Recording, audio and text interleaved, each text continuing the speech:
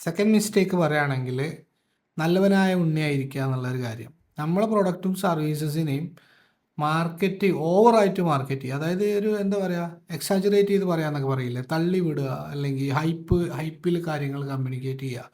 ഇങ്ങനെ പറയുന്നതിൽ പിന്നാക്കം നിൽക്കുക. അതായത് മാർക്കറ്റ് ചെയ്യുന്ന ആൾ തന്നെ, ഇപ്പോൾ ഏജൻസി ആണെന്നുണ്ടെങ്കിലും ഒരു തേർഡ് പേഴ്സൺ ആണെന്നുണ്ടെങ്കിലും മാർക്കറ്റ് ചെയ്യുമ്പോൾ ഇത് ഇല്ലാത്ത കാര്യങ്ങൾ പറഞ്ഞു കഴിഞ്ഞാൽ നാളെ അത് പണി കിട്ടില്ലേ എന്നുള്ളൊരു കാര്യം. നമ്മൾ രണ്ടിൻ്റെ അടിയിൽ നിൽക്കാൻ വേണ്ടത്. നമുക്ക് ഓവർ എക്സാജറേഷൻ എന്ന് പറയുന്നതിലോട്ട് പോകണ്ട, അതായത് ഓവറായി തള്ളണ്ട, എന്നാലോ ഇതിനെ നോർമലൈസ് ചെയ്യരുത്.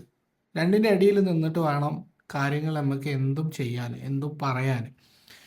നമ്മൾക്ക് ഓൾറെഡി ഉള്ള പല ബെനിഫിറ്റിനെയും എന്ത് ചെയ്യണം, അത്യാവശ്യം ഹൈപ്പ് കൊടുത്തിട്ട് പറയണം. എൻ്റെ മാനേജർ തന്നെ പലപ്പോഴും പറയലുണ്ട്, ചിലപ്പോൾ നമ്മൾ വക്കീലിനേക്കാൾ കൂടുതൽ നുണ പറയേണ്ടി വരും എന്ന് പറയുന്നൊരു കാര്യം. അങ്ങനെ നുണ പറയാന്നുള്ളതല്ല ഉദ്ദേശിക്കുന്നത്.